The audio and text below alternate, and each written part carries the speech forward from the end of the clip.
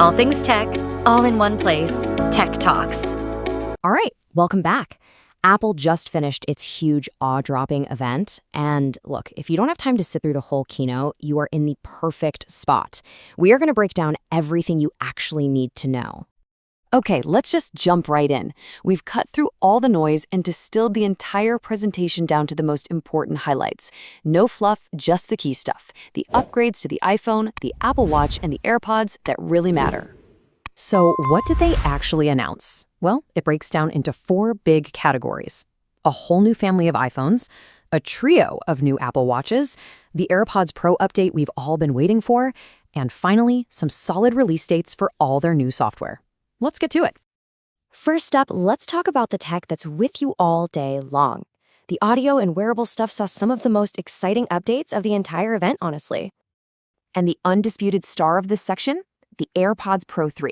You know, it's been 3 long years since the last big update, and Apple really delivered this time, packing them with some seriously futuristic features.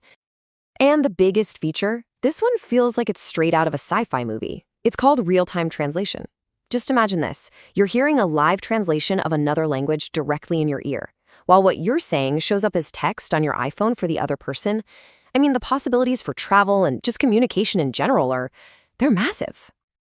But beyond that crazy headline feature, the core experience is getting a huge boost. The active noise cancellation is now twice as strong, which is awesome.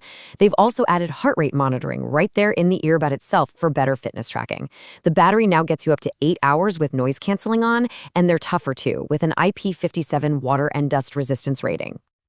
Okay, so moving from our ears to our wrists, Apple didn't just give us one new watch, they refreshed the entire lineup. They dropped 3 new models, and each one is aimed at a slightly different person. So let's break down this new family, right? First, you've got the Series 11, which is all about health. It's got this powerful new high blood pressure alert. Then, the more budget-friendly SE3 gets a fantastic upgrade with a new always-on display. And for the adventurers out there, the high-end Ultra 3 adds satellite connectivity, so you can send an SOS even when you're totally off the grid. And the number that really matters for that Ultra 3 is endurance, up to 42 hours of battery. For anyone who's an athlete, a hiker, or just pushes their gear to the absolute limit, that is a total game changer. All right, let's get to the main event, the iPhone 17 family. And believe me, this year is not just a small incremental update. Apple came out swinging with a brand new design, a massive leap forward for the camera, and 4 distinct models to choose from. Yup, you heard that right, 4 new models. It's pretty clear that Apple wants to give people more choice at different prices and for different needs, all within its main flagship lineup. Now, the biggest surprise here was probably the new iPhone 17 Air, and its whole story is just how unbelievably thin it is. We're talking 5.6 millimeters. That makes it the thinnest iPhone Apple has ever made. It's just a wild piece of engineering. So, how do the main models stack up? Well, the standard iPhone 17 is running on the new A19 chip, and it finally gets that super smooth 120Hz display, which is a fantastic upgrade. But the Pro model, well, it really pulls away.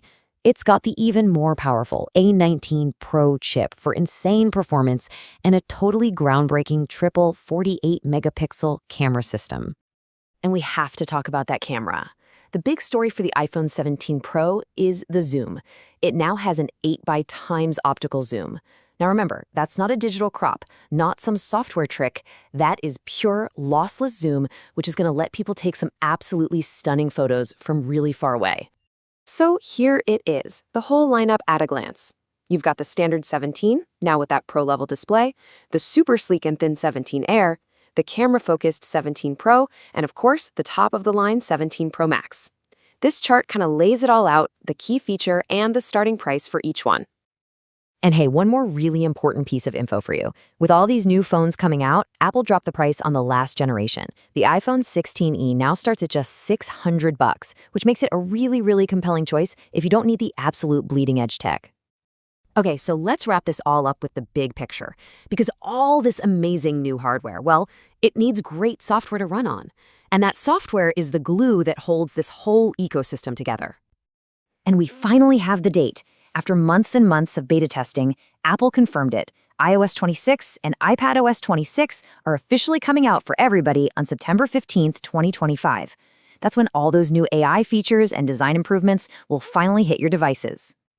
So that was a sprint through Apple's biggest announcements. And it kind of leaves us with one final thought, We now have chips in our phones optimized for AI and universal translators in our ears. So the real question is, how much closer are we to that point where the stuff we used to call science fiction just becomes our everyday reality? Thanks for tuning in.